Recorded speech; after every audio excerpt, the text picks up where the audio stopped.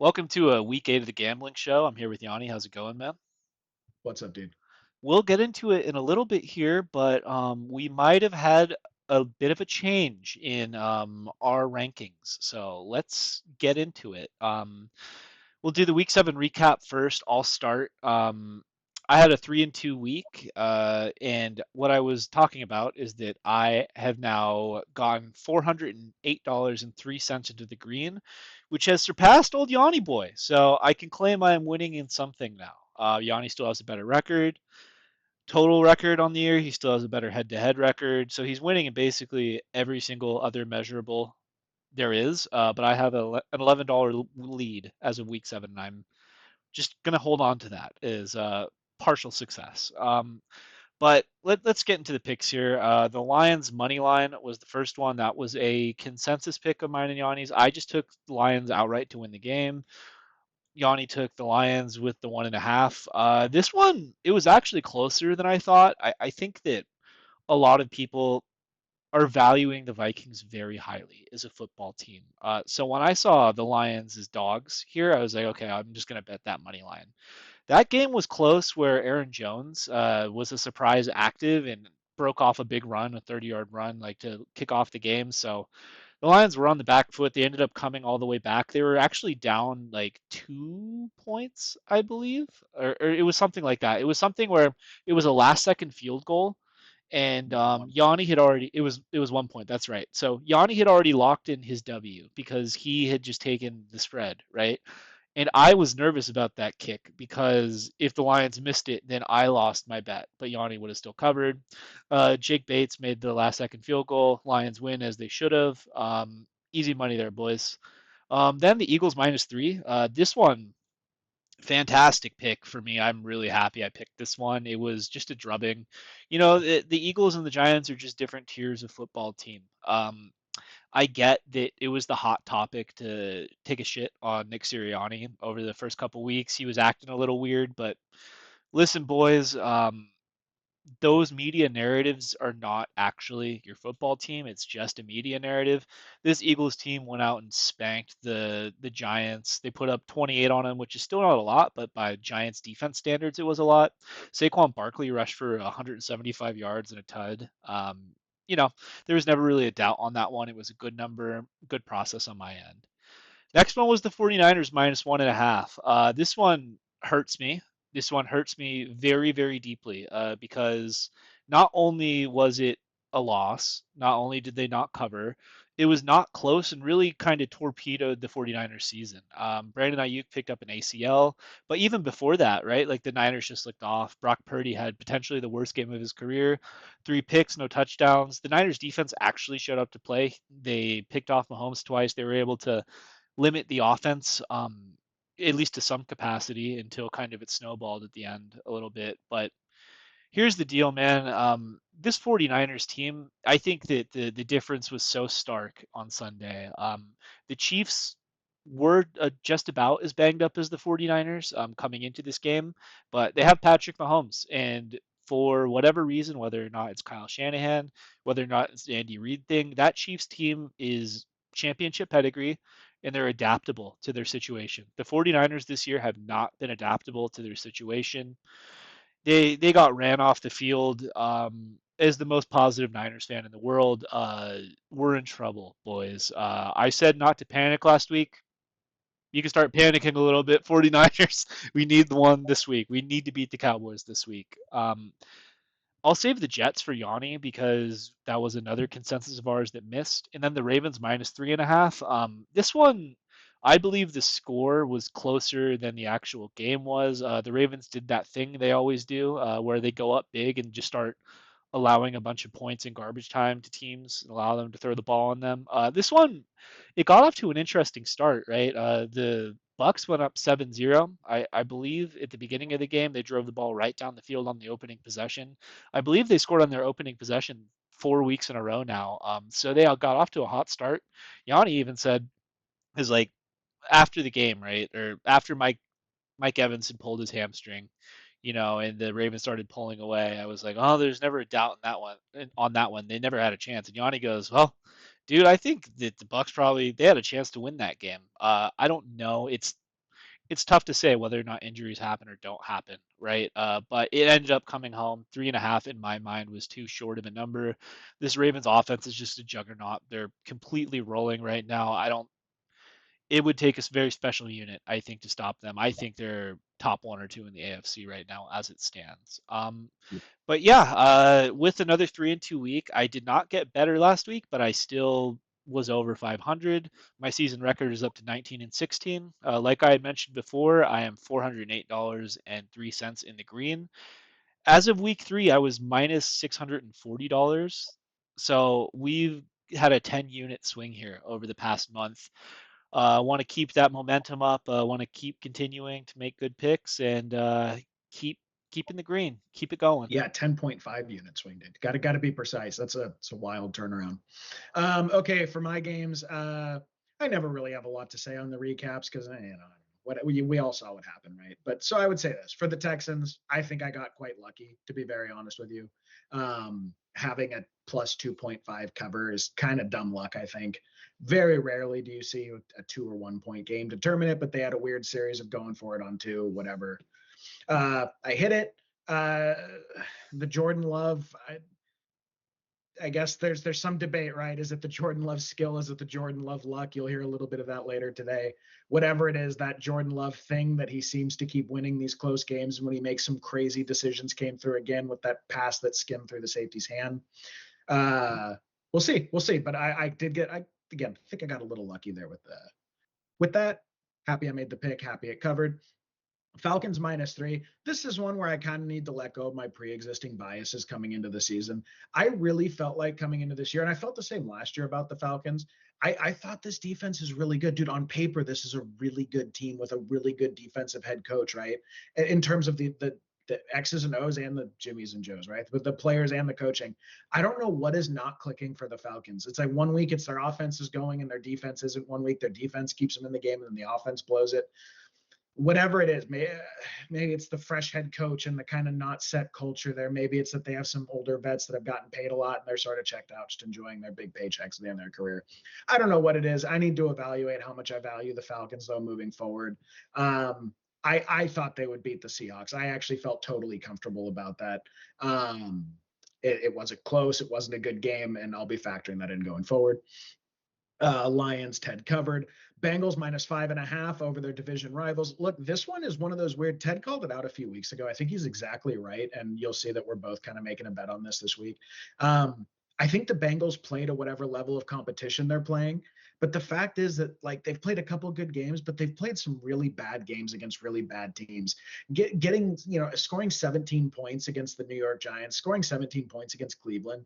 It's just there's something about the Bengals that, again, on paper look incredible. It is not shining through on the field right now.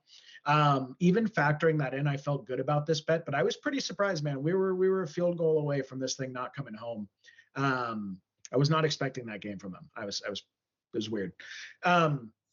Jets -1.5 against the Steelers. This was a bet that Russell Wilson would not show up and look good. Somehow he simultaneously didn't look good and boosted their offense. I don't know how both happened at once, but it did. Like he was hitting the big passes. He got the nice pass to Freiermuth to Pickens. But he had horrible plays too, and he looked really bad at times. I don't know what to make of that. Ted sort of felt like, and I think I sort of feel like too, that was more a statement about the Jets than the Steelers. We'll see this week what they keep going. I thought, I don't know. I don't know what I think about that. I can't believe that's what cost us our streak of consensus picks going forward. I felt like great about that. Like I was like, oh my God, I got a 4-1 week in the bag. We're pushing the streak to 7-0. I cannot believe that's where it busted. Whatever. I didn't parlay anything last week, but I did come out a little bit ahead at 3.97 units or $397. Ted is flaunting a 0.11 unit lead over me. But he actually took the time to call out. Congratulations. Anyway, so my season record, 21-14. I'm proud of it. We're doing well, but it really only matters if I keep it up. But really, I'm actually very proud of the work we both put in at this point in the year, man. That's a 1,000 or a 10.5 unit turnaround in like 5 weeks is crazy from Ted. I'm really proud of hitting 60% of my picks right now. Hopefully we keep it going. It just for the record, I am flaunting an $11 difference. That is like a medium-sized meal at Taco Bell. It is we're basically right there. It's very, very close. But without further ado, Crunchwrap Supreme. That We're up to Supremes. Get the one with like the cheese it in it, right? Like the extra $2. That'll get you to 11. Anyways, without further ado, let's reveal the week 8 picks. I will start first. I'm rolling out a parlay this week, but I'm rolling on the single games Eagles money line. That's going to be a consensus of mine and Yanni's. I'm going with the Colts plus 4.5, and then the Raiders minus or plus 9.5. The Las Vegas Raiders, everyone's favorite team. I know Yanni loves Antonio Pierce. I know when he saw that pick on my card, he thought, man, I probably should have seen that one. And then for my parlay, I'm going with the Bills -3 and the Bears -3. If the parlay hits, that returns $372.73. The other single games can return $613.11. If I have a 5-0 week, that's $985.84 in the green. The ticket cost is $400 because I'm spending $100 on the two-leg parlay. And just for the record, I have hit 4 straight parlays in a row, boys. Now is a good time to tail me. Sitting at 19 and 16 on the year, 4 units up. Hopefully, looking to make that even better after this week. Yeah, good luck with your crypto scams, Taylor Mathis. All right. So, like Ted said, we're in on consensus on the Eagles. Feel really good about that pick. I am taking the Packers -3.5 at the Jaguars. I'm taking the Ravens -3.5 at the Browns. I am betting on the Bills Seahawks, but I'm betting the over in that one. And then we're consensus on the Bears -3. No parlays this week. I don't know why I chilled out on the parlays. It's costing me in the head-to-head unit total thing. I like to mix it up, and I split like 2 or 3 parlays in the beginning of this year, and I think it annoyed me enough that I'm laid off on them right now. Total return, that should say other return, not a big deal. Total return 998.35 for a stake of $500. Like I said, profit and loss, I'm at plus 3.97 units or plus $397. I'm ashamed of my Excel skills, putting the Oh, other return in the parlay return. now nobody's going to know what's going on. These guys are idiots. All right. At any rate, let's get into the game breakdowns here. And I'll start first with our consensus pick. The Eagles are going to Cincinnati to play the Bengals. We're both on the Eagles money line here. The Eagles are 2.5 point underdogs. We are just saying they win the game. Keep your points, Vegas. I want more money. The over/under on this game is 47.5 points. 44% of the money is on the Eagles money line, and 43% of the bets are on the Eagles money line here. So it's like a toss up to leaning the Bengals on the money line pick, but then there's a 78-83 split on ATS Eagles bets, which means there's a large contingent of people that like this Eagles side at the plus 2.5, but they think it's worth it to keep those 2.5 points rather than just say the Eagles win the game. Yanni got a win last week on his Texans pick by taking that key number, so we are kind of we are kind of taking a risk here, right? But we really like this Eagles side. It's another one of our consensus picks. We've been on fire on these despite our Aaron Rodgers disappointment on Sunday night last week. Here's the deal, man. This Bengals defense is not good. They're 23rd in total yards allowed, 21st against the pass, and 21st against the rush. So I would not call them great anywhere. And like those numbers are propped up by getting to play the just completely dysfunctional Cleveland Browns last week. It would be even worse if they played an actual good football team. The Eagles are hitting their stride. They just blew out the Giants last week. And physical and ground and pound football travels. I know that we've said this about Jalen Hurts. Is he a go ball thrower? Does he have the capability to layer throws? Maybe not like some other premium quarterbacks in the league, but running the ball down your throat travels. You can go to Cincinnati. That doesn't matter so much, right? So I think that the early season drama was overblown, right? I was kind of getting into this earlier with like the Nick Sirianni should be fired thing. Is Bill Belichick going to Philly? Do they need to clean house? So I mean, with all of those things, right? I think Saquon's going to eat here and just in a on a ground and pound team running behind one of the best lines in the league. I like it. On the Bengals side, T. Higgins is on the injury report this week. He popped up. I don't know how serious it is. I think he's probably trending towards playing here, but it's just important to note that he is a little banged up. Again, this is speaking to other things we've talked about, right? The Bengals just have not played up to their potential all year. It seems like against these bad teams, they're playing terrible football, right? And then when they play teams like the Kansas City Chiefs, for example, they bring their A game. So they just have felt weird a little bit all year. They just came out of two like really low scoring, ground and pound, brutal games against the Browns and Giants where they barely squeaked by. I just don't like what I'm seeing from them, really, right? The Eagles' defense has also been improving over the past couple weeks. I think that this is a big part of why they were struggling earlier in the year, right? And dropping games. This defense just did not look the same. But over the past 2 weeks, they've only allowed 19 total points. They played the Browns and they played the Giants, which oddly enough are the teams that the Bengals just played too, right? So I mean, getting those rookies in there seems to have given this team a little bit of a lift. I'm not saying that this Eagles defense are world beaters like they were during that Super Bowl run. I think the Bengals have the tools to be able to move the ball here, but I think with new playmakers like Cooper DeJean, right, stepping up, I think they're going to be able to stop this Bengals team enough to the point where they won't be able to keep up because Eagles ground and pound, right? I think they're going to be scoring a lot here. All you need is one or two key stops on this Bengals offense, which has not been really clicking on all cylinders all year. It's a good number, right? Or it's not a number. It's just to win the game. I like it here. I think this Eagles team is going to start separating as one of the top teams in the NFC. I know right now the Vikings had higher odds to make the Super Bowl than the Eagles. I think that's ridiculous. I think right now my tentative NFC tier list with the 49ers being dead is that the Lions are probably the team to beat in the NFC and the Eagles are right behind them at number two. So that's why I like this game. Yanni, did you have anything that I missed as to why you were on the Eagles money line here? I mean, I think you did a great job. I just looked it up while you were talking. Just to give you an idea of how skewed those defensive statistics are, they are a bottom 10 defense, and they have played the Patriots with Jacoby Brissett, the Panthers, and the Giants and Browns. Okay. They are putting up those type of, they're a bottom 10 defense, and more than half their games have been against the Patriots, Panthers, Giants, and Browns. Um, Make no mistake about it, this Eagles offense is one of the most talented offenses we've seen fielded in the NFL in a long, long time. When you consider the quality of their O line and what their weapons are able to do, I mean, they're a very, very loaded team, and I think the Bengals are on potential. They're going to get their points. They'll score a little bit, but I think they're like on potential boat race watch. I think the Eagles can get a lead. They can sit there and ground and pound the ball. They can keep the ball out of Burrow's hands, and they're going to be able to score a goal.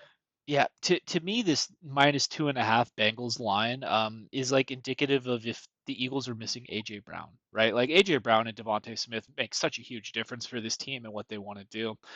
I don't know. I think we're getting a good one here. We're getting good value. It's actually paying over 2-1 to give away those 2 points. We Remarkable pref value. Yeah, oh yeah, it's great. Like I mean, I guess if the Eagles lose by like exactly one, we'll be kicking ourselves, right? But we really like this pick. Ride with us. Okay, so this one's mine. It's going to be the Packers at the Jaguars. Not the best number in the world. We always like to flag that, right? -3.5. It's a little annoying because if they win by a field goal, you're not going to cover. So I had a little bit of a pause when I saw it, but so if you look, it's actually this is a little bit of a square bet. 66% of the dollars, while 87% of the numerical bets went on the Packers. That means the big money's fading the public a little bit here. And maybe I am being a little bit of a casual here. Ted's pushed back on me a little bit. I've seen on some of the betting or NFL discussion shows that the Jaguars have been a little underrated the last few weeks. To me, it's really more that they've had some soft matchups that they've done well again while they've gotten slapped around in their bigger matchups. And again, me and Ted disagree on this to some extent. That's fine. That's what football's about, right? You have to interpret what you're seeing, and people are going to interpret things differently. My feeling is that the Packers are right there with the Lions and the Eagles in the NFC. Well, if I think that, right, and if I think the Jaguars team is a pretty bad football team, I felt like 3.5 is actually a good number to get. I actually felt like this number should be more like 4.5 or 5.5. And this is why. Trevor Lawrence loves throwing turnovers, man. His favorite thing in the world to do is turn the ball over in heroic fashion. Um, I don't know what his deal is, dude. I really believed in Trevor. I love Trevor. Like for a little while there, I thought after his second to third year, he was going to make this leap.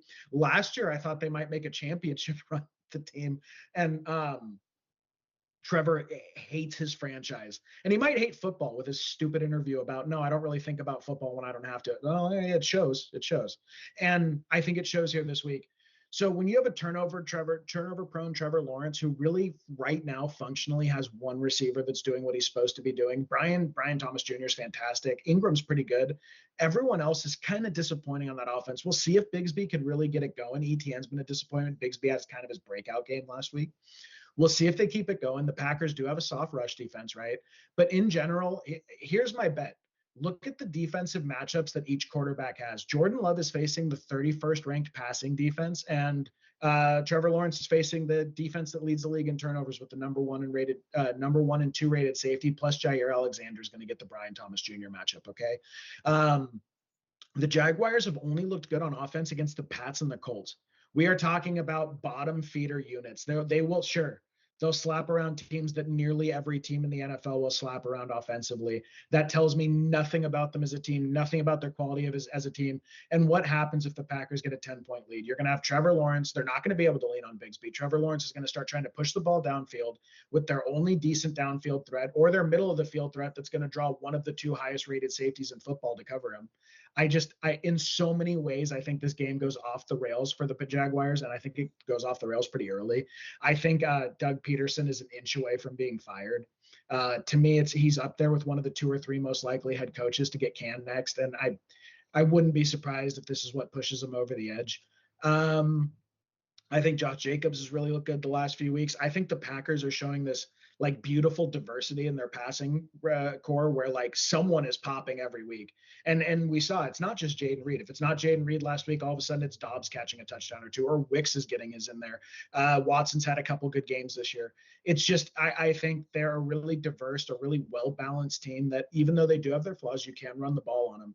I think they present way too many problems for a team that is I don't even know what the Jaguars really have going for them. I guess they have a pretty good rush defense, right? That's about it, maybe. And they have an overpaid quarterback who's underweaponed and a head coach that looks like he's in over his head. Yeah, very comfortable with my pick. Give me the Packers -3.5. Yeah, I mean, just right off the bat, right? When you kind of get on Trevor here for his turnovers, and make no mistake, that guy turns the ball over a lot, and he has looked bad when he's turned the ball over. But I mean, I would look to the other quarterback in this game, who, while the public loves him, he has missed 2 games and is leading the league in interceptions. Our friend Jordan Love. I listen. I get that this Packers offense is explosive, right? Like Jordan Love makes plays that very few people in the NFL can play, or that the people in the NFL can make. But at the same time, he can also just make some of the most head scratching what the fuck decisions like possible. I look at the game against the Rams as like a pretty good benchmark of this Packers team, right? Jordan Love, like he got his yards, he got his touchdowns in that Rams game, but he also did things like that single-handedly kept the Rams in that football game, like that Yeah, dumb throw out of the end zone, like for the pick six. And when I think about like what this Packers team is, right? I think that their defense is a lot closer to the Colts or Patriots than they are to a good unit, and they've taken advantage of ball hawking plays, right? Like they kind of do that Steelers thing where the Steelers like get these key turnovers at key moments. I think the Packers have kind of done that this year, but I'm not sure how sustainable that is, right? Like, yeah, like you could have players that are really good at getting turnovers, but do I really think do I think I can count on that, right? I don't know. I think the Jaguars will have success moving the ball here. Trevor has had he hasn't played great football the last 2 weeks, but he's been moving the ball, orchestrating the offense effectively. Tank Bigsby has been a bright spot for this Jaguars team. This Packers rush defense haven't really stopped anyone. Saquon just completely carved him up week 1. Jonathan Taylor bullied him week 2. I think Tank yeah, Bigsby will get his yards here. So I think that the bet will come home for you, and it's all about this matchup, the Jordan Love versus a terrible passing defense matchup. I think if Jordan Love, you get him on the right day and he takes care of business, the Packers absolutely should win and cover here. I just don't have faith in him, so I'll stay away. But I lean towards you being correct here. Okay, another one. You guys get to hear me talk a lot. Ravens at the Browns. Risky business, man. Risky, but I did this with the Bengals last week, and it worked out. Whenever you take like a more than a field goal spread on a division opponent going on the road, it's a little risky. And this isn't a field goal spread. This is 8.5 points. Um, it doesn't feel like the best number in the world, but I'm taking the Ravens at -8.5 at the Browns. 81% of the money is on the Ravens against the spread, along with 87% on the bets. The whales, the public, everyone kind of feels like this is what's coming here. Um, I try not to check that data before. I feel like it'll skew me too much. But whenever you see that, you kind of go, yeah, I think I have my hand on the pulse of what's going on here. I regret missing the Ravens last week, actually. I think that was a miss on my part. But famous Jameis's first start of the year. Love Jameis Winston. Do not know how he's going to do in this matchup. His leading receiver is Jerry Jeudy. His running back's going to be a bionic leg Nick Chubb. And again, love Nick Chubb. I respect him. I'm not trying to mock his injury. He just does not look healthy to me, and I don't expect him to look healthy until next year, right? So you have a receiving core that's severely damaged. You have, I believe, Marlon Humphrey should be in for this week. I know he got a little banged up, but I didn't check, but he should be in here. And Kyle Hamilton that are going to take David Njoku out of the mix. And then from there, it's going to be on the prowess, the mental aptitude of a Mr. Jameis Winston to dissect a very complicated defense. Even though they have not been the best this year, they play sound fundamental football, and Jameis most likely will be having to pass the ball. The Ravens offense has been my favorite to watch in the NFL and an absolute monster this year. They have 175 points the last 4 weeks. Derrick Henry and Lamar are playing like two guys who realize they have a Hall of Fame legacy and they can enhance that with a Super Bowl win. I think they both make the Hall of Fame either way, but a Super Bowl does drastically change where they're going to fall in all-time rankings. They play like it. They show up like it every week. Ted flagged something that was totally noteworthy, that the Browns defense is fantastic. I think they held Saquon to under 50 yards when they played the Eagles. So the rush defense is pretty good. The passing defense has not been what we've seen in years past. They haven't generated the pass rush pressure that we would expect. So, do they stop Derrick Henry a little bit in this game and Zay Flowers is a little banged up? Yeah, that's totally on the board. Totally on the board. Do I trust Lamar and the other Ravens passing options to get the game going and then be able to salt it away with Derrick Henry if they get a 2-score lead? Yeah, I absolutely do. And to me, it's more of an issue of what are Jameis and these Browns really going to do against the Ravens defense, especially if the game script goes full blown negative. Yeah, the Browns seem like they're punting on the season in general. They're selling the farm, injured stars. Is this Myles Garrett's last game in Cleveland? I think it's either his last game or he's moving before the deadline. When you start having all these things, dude, the locker room knows what's going on. The head coach had to sit there and lie for Deshaun for weeks. It's just, this is I've been saying it all year, and I'm actually surprised. This is one of the worst years I can ever remember for the Cleveland Browns because there were actual expectations that had been set over the last few years. And that says a lot when you consider the recent history of the Cleveland Browns. So yeah, I'm very comfortable in this bet. I have no issues whatsoever. Uh, I don't see how this one doesn't come home. You know what I'm going to say, right? What are you going to say? You're betting on a huge road divisional favorite. I Trends, Yep, trends. yep. I mean, listen, I'm not beholden to the trends, but I will notice the trends, right? Just for reference, this number opened up at Ravens -11 to start the week, and it has been bet all the way down to -8.5. So I mean, right off the bat, that's kind of a sketchy pick to make, but I think there is definitely a chance that this Browns team is like trend breakingly bad and in a bad spot, right? Like you're absolutely right in the sense that the Ravens are by far the number one rush defense in the league, so it's not going to be Nick Chubb with like his robot leg that's going to get it done. And it is going to fall directly on Jameis. I think that certainly the Ravens win. I would in no world are the Browns beating them, I don't think. But I think that backdoor cover with this big number, especially with how the Ravens have played defense near the end of games, is going to be open if Jameis plays well, right? If Jameis just sucks, like this is a slam dunk for you. But we've seen him. He'll rip it for better or worse. He is just a gunslinger. He's like your friend Jordan Love. He loves pushing the ball down the No, field. no, He is no, he exciting football. Dude, that 30 touchdown, 30 interception year was elite, brother. that's Okay? borderline hate speech to compare Jordan and Jameis Winston. Who's No, leading the league in interceptions right now? Listen, man, I don't know. I think you're right. I think you're right. Out of respect for my boy Jameis Winston, though, I wouldn't do it. And We'll see. there is an argument to be made that the elephant has been swept out of the room here, right? Like, does the Browns locker room feel better about Deshaun Watson just not even being there? Like, I would be interested to see. I'll have my eyes on this. If Deshaun Watson is on the sideline for this game or if he's up in a box. I think he's going to No, be up in a box. I think they fucking hate that guy. I think they don't want anything to do with him. I think the team is almost like feeling better about this. So I we'll don't see. even think I don't even think he'll be in the stadium, to be honest with you. No way. You don't think so? Do you think like he'll show up at all for the rest of the season or? I would guess someone has politely asked him to please fuck off. Like seriously, I would guess someone pulled him aside and went, dude, there's like that we're at like 28 allegations now. Just stay at home. Stay at home. Dude, I bet you the male teammates around him cover themselves up when they're getting out of the shower around him. It's like it's gotten so uncomfortable that I bet you they're just worried about the tangential sexual discomfort around Deshaun Watson. No, there's absolutely no way, dude. There's absolutely Nick Chubb. Could you imagine like the kind of man that Nick Chubb appears to be, the way he handles his business, what he must have said to Deshaun? No, man. No, Deshaun no, Watson in the surgery room before getting his Achilles operated on. You know what, Doc? no. The funny thing about my Achilles is it's located on my. Yeah, yeah, dude. He's a fucking creep, man. You don't want that energy. Yeah. Do you think that was his last game ever in the NFL? Do you think anybody else will ever try this again with him, or is he just toast?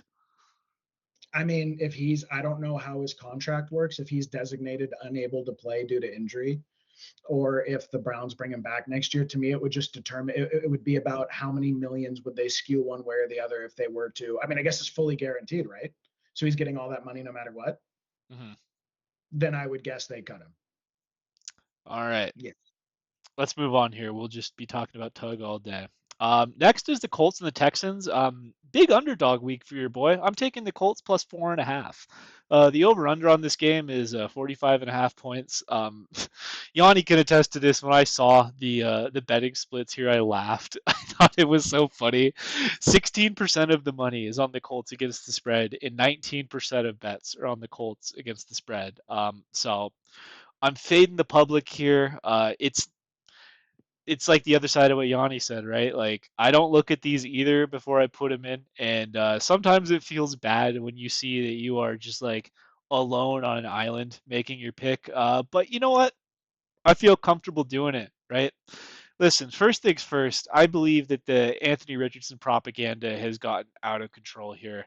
You just, I think, yes, obviously he's struggling, but I'm not buying this level of he needs to be benched right now. He's a bust. This guy will never make it. I know Yanni has been more charitable and said, listen, he just has to take his lumps in the NFL. But when I look at Anthony Richardson, there's multiple facets to his game. Just because he is not hitting easy throws right now doesn't mean he can't score points. We look at Justin Fields. He's a very bad quarterback too. On a worse offense with a worse offensive coordinator, he was getting it done and scoring points by using his legs. I wouldn't be shocked if Anthony Richardson needs to score points if he just keeps it, right? I think that's some of the best football we've seen Anthony Richardson play is when he's keeping it, right? He's a big giant monster, and as long as he doesn't get injured when he gets taken down, which granted has happened a lot, right? I just think that they'll be able to score points here.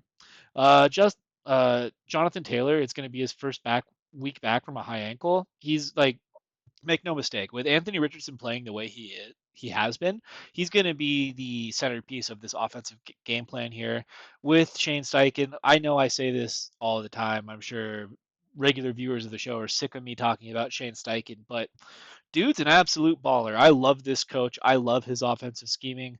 I love what he can do with his weapons and when his quarterback is, hitting basic throws or at least playing at a NFL level. So I think this will be a big Jonathan Taylor week here. And then again, this is a divisional matchup. I think that in these divisional matchups, the games will be a little bit closer, right? This is the second time these teams have played this this year. The first game was 29-27 in favor of the Texans, and now Nico Collins is out for the Texans. I get that the Colts have injuries on their defense. I'm not sure if DeForest Buckner or Kenny Moore are still in, but that the defense has not been playing good all year, right? But Nico Collins being out, like he adds a dimension to the Texans offense. I think that he's by far like CJ's most trusted target. I think that CJ, in a game against the Packers last week where he, in theory, should have carved him up, I think he was just missing Nico out there. So I think they'll be missing him here too. Granted, the Colts defense has not been playing well, like I just said, but still a huge strike against the Texans. So I think there's value here in the plus 4.5. It's a great number. The Colts could lose by a field goal. I still win the bet.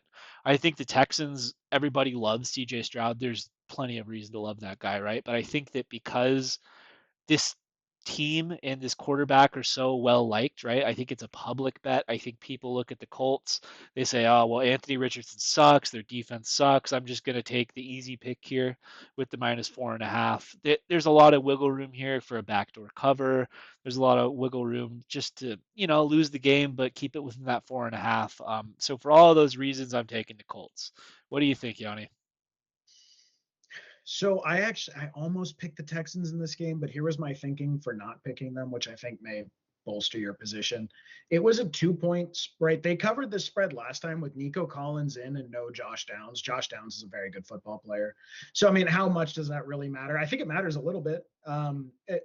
Contrary to what we thought coming into the year, I don't know if this Texans receiving core is like as over the top loaded as we thought. I've actually found Dell and Diggs to be a little disappointing while Nico's been out. I would have expected a little more from both of them. So to me, I think Nico was actually a very important part of what the Texans do. And then, I think Jonathan Taylor, part of the reason I have such heavy exposure to him in fantasy was I really do think he is what runs this offense. So I think you're probably getting a pretty good number based on the last matchup they had. They covered this. The Colts stock is very down, sort of NFL wide right now. And yeah, I think the Colts are on the come up, and the Texans have just been playing sort of average ball. It's not great. So not bad, but not great. So I don't know. To me, it's like a 50-50 game. Like I just didn't really have any feelings about it, right? So I wouldn't have bet on it. That's fair. That's fair. I think I'm trying to target perceived value, right? Like, and I think that right now the perceived value, like you had mentioned on the Colts, is just in the dumpster It's right now. Even though they're a 4-3 football team, they're technically a they have a better record than the 49ers, right? Like they've looked terrible doing it, but they've gotten there. And I think that the Texans just are a public team. So we'll see. I think that Texans blowout and an easy cover is on the board. This could be a laugher, but I think that the Colts also have a really good chance to be a live dog here. And the best news about betting, right? You don't lose any. It's if it's an embarrassingly bad call by me, I don't lose any worse. It's just an L, right? It's just one loss. So I'm willing to step out of my comfort zone here and take that dog. So Bills are going into Seattle to play the Seahawks. Me and Yanni both have picks on this game. I'm taking the Bills -3. I'm just laying the points, and Yanni is taking the over. The over/under is 46.5 points. 69% of the money is on the Bills against the spread, and 68% of the money is on the over. And then 68% of bets are on the Bills against the spread, and 82% of bets are on the over. So we just have a general slight better lean on the Bills against the spread pick. And then we have a general consensus, but just a tiny little bit of whale money coming in on the under here, which is interesting. But it's going to be Amari Cooper's first full week of practice. So like that first week that a receiver comes to a new team, they're usually not as involved. We saw it with the wide receiver moves last week. Amari didn't really do that much until the end of the game, right? Devontae Adams did not have a good game. Now that he's going to have his first full week of practice and be integrated into the offensive game plan, though, a little bit more thoroughly, I think we'll see a good Cooper performance here. And then James Cook has also had another week to recover from his turf toe. So this Bills offense that at points this year just kind of looked like undermanned, right? All of a sudden they're starting to get a little bit healthier, a little bit more talented everywhere, and Josh Allen is playing good. So all signs, in my opinion, are pointing to a good Bills offensive performance here, right? And it's against the Seattle defense, which is just not a good defense, right? They're 20th in yards allowed. They are 14th against the pass and 29th against the run. And when you look at those numbers, right, at face value, you would say, oh, well, they're terrible against the run, and I guess they're okay against the pass, right? But these numbers are propped up by Bo Nix in his first ever game, Jacoby Brissett, Tim Boyle, right? Like they've played some really bad football teams that have kind of made those numbers even look better than what they are. So make no mistake, they are not good. Just because Byron Murphy is playing and Boye Mafe is playing, that's not a cure-all for your entire defense that is just inherently flawed, right? On the Seahawks side, there is a matchup that I think is pretty good, and I think Yanni probably thinks is pretty good too, right? Ken Walker going up against the Bills, 20th ranked rush defense. Ken Walker, I will have to concede. I like the player. He's a good player. He's very talented. And the Bills, I think they're probably a little bit worse than that 20th ranking. They've gotten just absolutely carved up by teams like the Ravens. They're a little bit undersized. They kind of built their defense a little bit like the Cowboys, where they're just, they're not really good at stopping just repeated runs up the middle, repeated ground and pound. To me, it becomes a question of will the Seahawks be able to be patient and feed Ken Walker here, or if they get down early, are they going to panic and have Geno have another one of his 50 drop back games? Because we've seen that whenever this Seahawks team, they'll go down by a couple scores and then just the entire game plan's out the window. They're asking Geno, who is mid to bad, to throw 50 times a game. I think that if the Seahawks want to stay in this game, they would have to commit to the run with Ken Walker, and it's not a great line to begin with, right? So they're just going to have to ask him to make plays. DK Metcalf is out, who I don't really like the player that much, but I mean, so far this year he has been the most effective receiver on the Seahawks. Can JSN step up? That's really the main thing to me, right? Because we've seen these JSN games where he gets targeted and he looks like the light skinned Cooper Cup, and then we've had other games where he just goes like 2 for 30 yards, for example, and just is not a factor, right? I think that Lockett is what he is at this point. He's a fine player. He's a fine player. He'll be able to make a couple grabs. He's going to fall down as soon as he catches the ball, right? Make sure he protects himself. But this is really a spot where JSN has to step up, especially if the Seahawks are trailing. I don't know how they'll do. I'm definitely much lower on the Seahawks team than your average Bear. I don't think they're a good football team. I think they're still probably the worst team in the NFC West, despite being at the top of the division at the moment. I think the Bills are trending in a positive direction, and 3 is a good number, right? All I need is a field goal for a push from the Bills, and I think a blowout's on the board here. So for those reasons, I like the against the spread pick. I can see the argument for the over. Let me ask you, Yanni, why the over here instead of laying the 3 with the Bills? Is there a scenario in your head where you think the Seahawks actually cover this number or can even win the game? Yeah, I mean, yeah, I think there is just a vague, but so to me, it's more like what I think is going to happen is, dude, the Bills have put up some big numbers this year on offense, like real big numbers. And I don't think the Bills should have any problem getting 24 to 28 points in this game. And really, I think it'll be more like 31, somewhere in there, 30, 31. So if I think that, do I think the Seahawks can get to 17? Yeah, I mean, I do. Yeah, I don't know why. It's kind of interesting. I don't know why I didn't like the -3. The Seahawks play pretty well at home. Kenneth Walker's on fire right now. It is like a below average rush defense. To me, the bigger question, maybe I should have just taken the spread. But I think they're both going to move the ball and they're both going to put up points. I think they're both pretty good offenses. As far as though your side of it, I do really like. Look, DK's out, man. If this thing goes, so to me, what you flagged on the Bills defense, that's totally true. They built this defense to compete with the Chiefs and the Bengals at the time. And they built this thing over 2 or 3 years, right?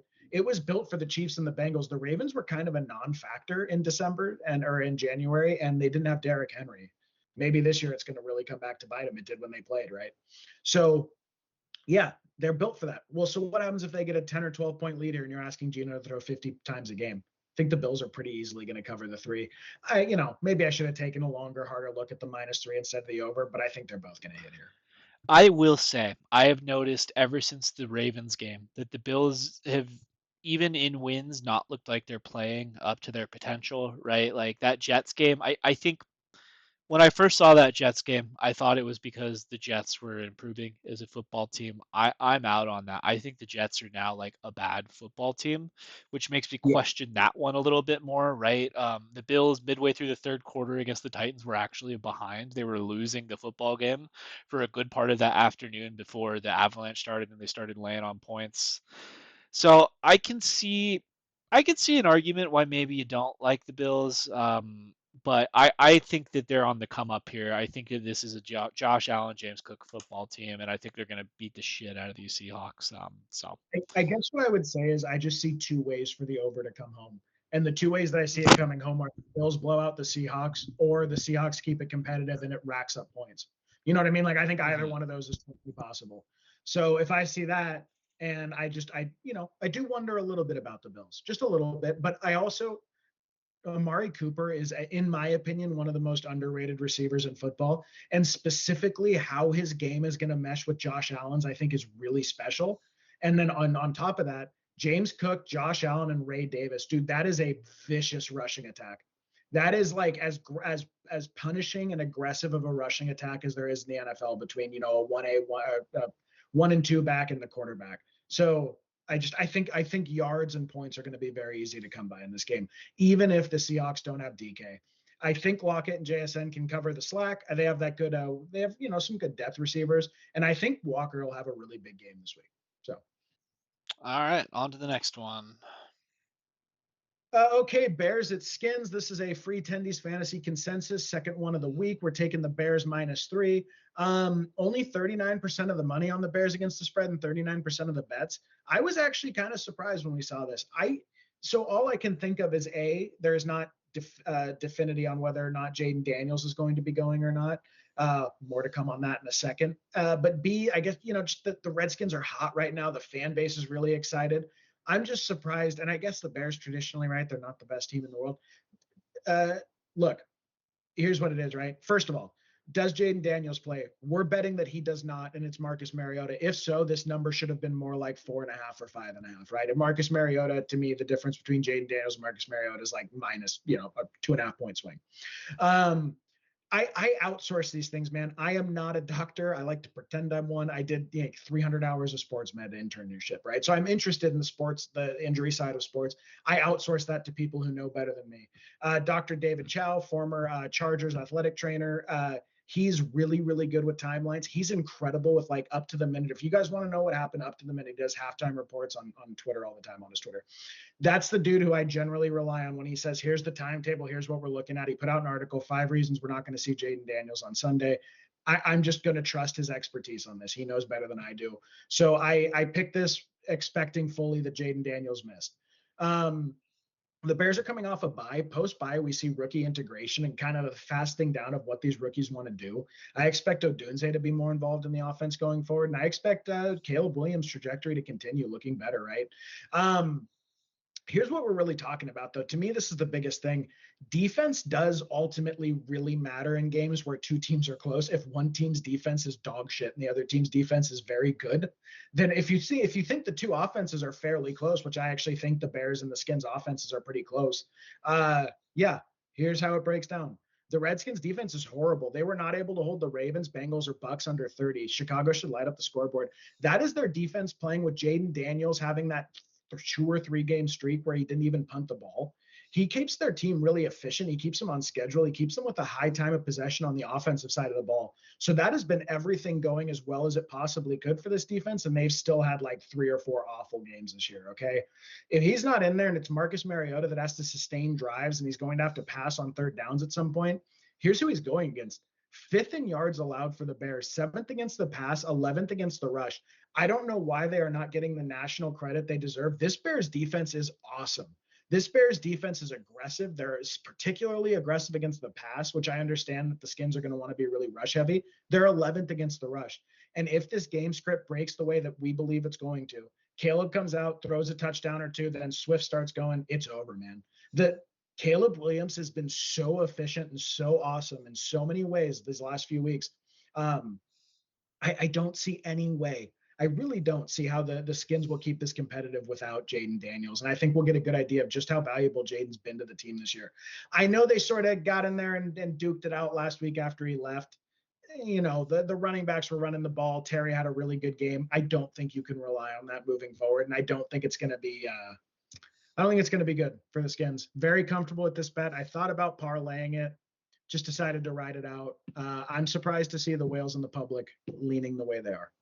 Yeah, I think that the public is betting this game like Jaden Daniels will play, right? To me, if Jaden was playing, I could see the Redskins maybe being favored by 1 point, right? But to me, if Marcus Mariota is the quarterback, it should be Bears minus 6.5 is where I would stop betting it. Listen, man, if the I like a lot of what I'm seeing from the Bears, right? Caleb has just looked nothing but better every single week.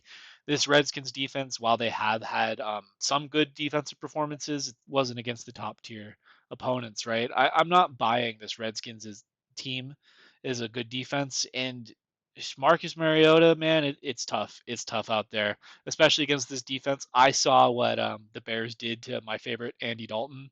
I think that Andy Dalton probably is a better quarterback than Marcus Mariota at this point. I think there's even reason to believe that the Panthers' weapons are at least comparable to the Redskins, right? I think the Redskins, if they want to be competitive in this game, it has to be a ground and pound Brian Robinson game. And I just don't think Brian Robinson's a great player, right? I think he's more complimentary and had success due to Jaden Daniels being in there. So yeah, this is my pick of the week. This is the lock of the week.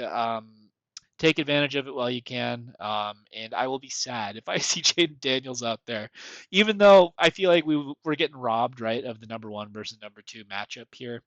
I think we might see it again in the playoffs. Who knows? All right, last one of the week. Come dumpster diving with me, boys. Come on, we're getting on the Raiders plus 9.5 here.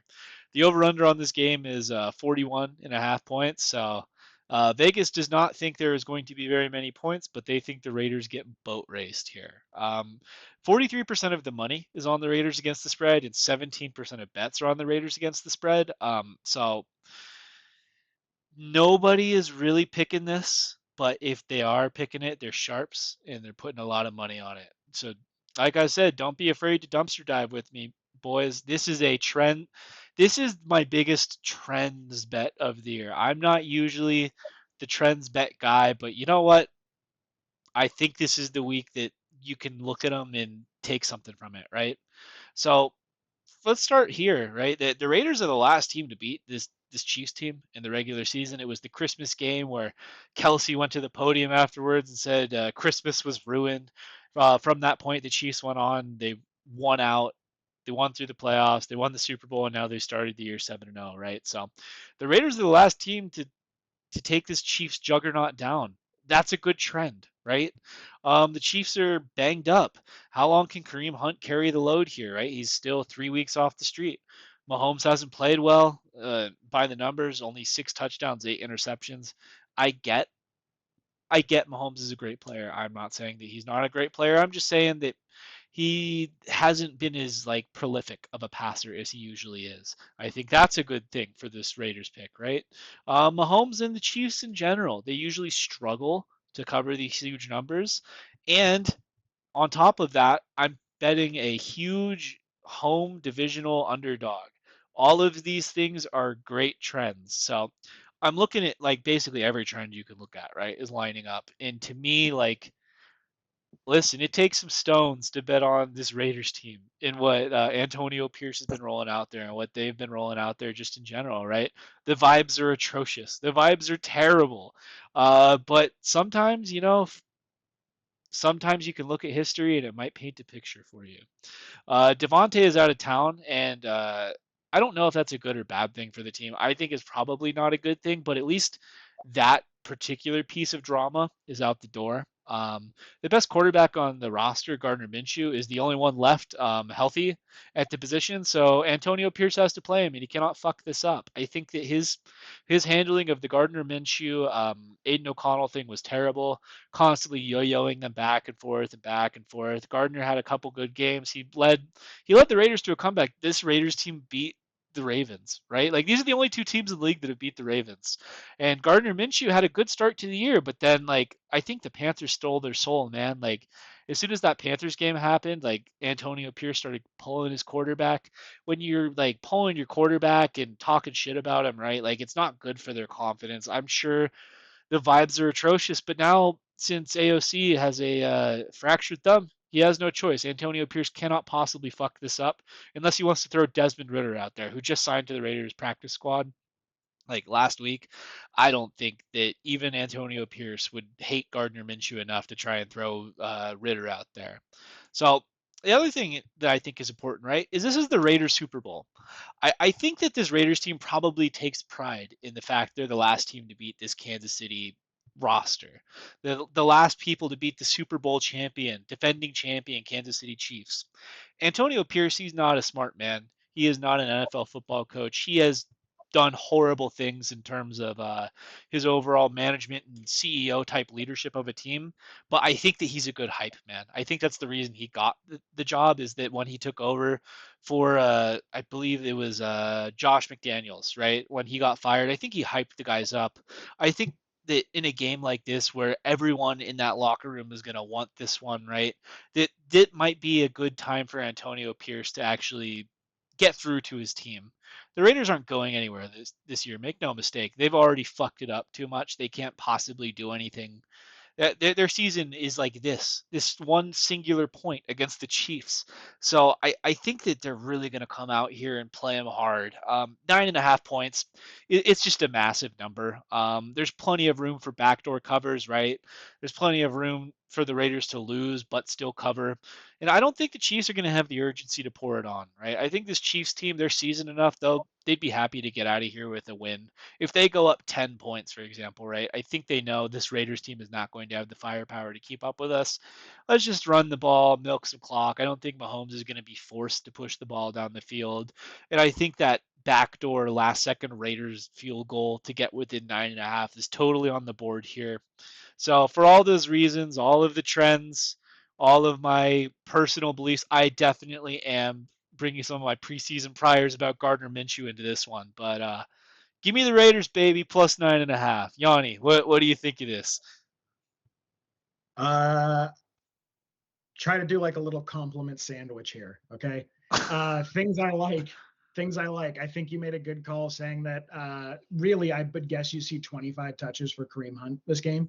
I would guess that you sort of see the Chiefs not really care because this is like a practice squad game they're playing here, right? So I think the difference in what the game means to each team and the difference of the effort is probably the biggest selling point of this game is that if it's a 10-point game, 4 minutes left in the fourth, I like the Raiders' odds of going down there and kicking a field goal or getting a touchdown. Okay. Um, Things I don't like about it. Antonio Pierce. Okay. If I need a 3-4 middle linebacker, 4-3 middle linebacker who's got great run support, I'm calling Antonio Pierce.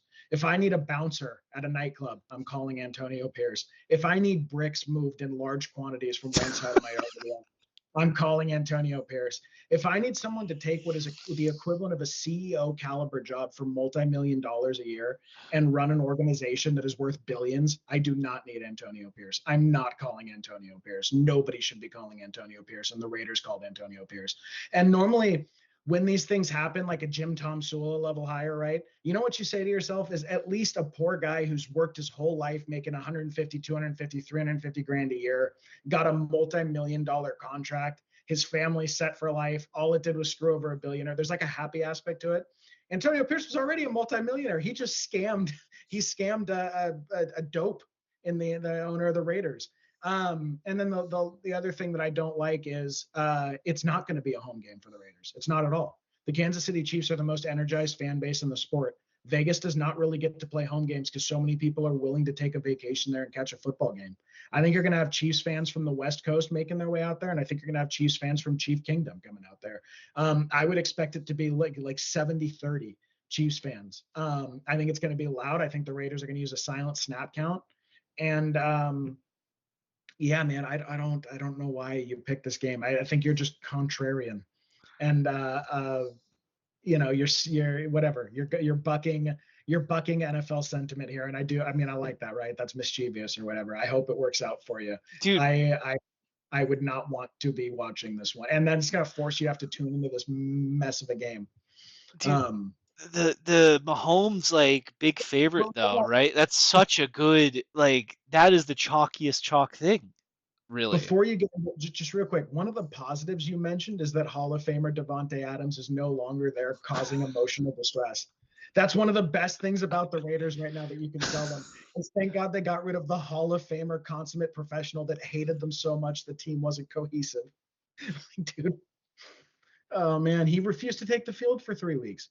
He demanded they fire Josh. He demanded he comes there, demanded they fire the head coach, demanded they picked Antonio Pierce, and then wouldn't play until they got rid of him after that year, dude. That's yeah, good luck. It's wild, man. But yeah, it gives me a reason to watch this dumpster fire. I'm gonna pop if the Raiders cover here. I'm gonna pop off. I'm gonna. It's a huge balls.